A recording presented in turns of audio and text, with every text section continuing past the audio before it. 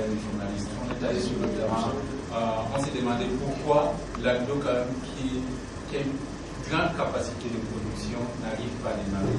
Quand on est arrivé là-bas, on a trouvé que vraiment on était à l'âge de la pierre taillée. Les gens cultivaient encore avec la peau. Je ne sais pas si vous avez noté, il y a des enfants, et les enfants ils passent toute leur journée à crier ouh pour chasser les oiseaux.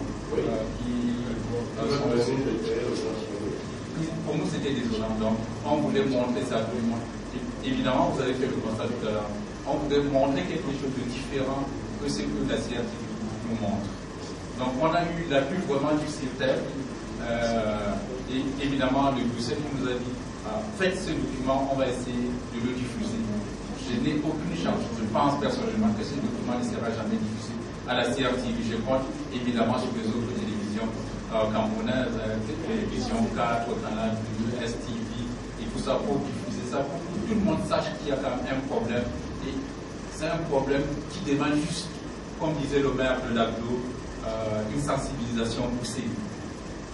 Un peu de compréhension. Tout à fait. Parce qu'au même moment, on peut mettre à peu près, je ne sais pas moi combien, on met des milliards dans un béton, dans le tunnel, quelque part dans un carrefour, pour faire un échangeur.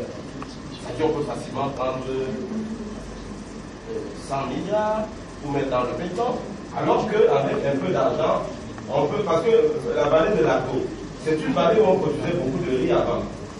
Et il y a même une querelle, c'est-à-dire que c'est un gisier, un potentiel extraordinaire. Si on investit dans ce riz-là, on peut sortir de la dépendance du riz chinois et tout ça. Tout à fait. En plus, c'est du riz de très bonne qualité.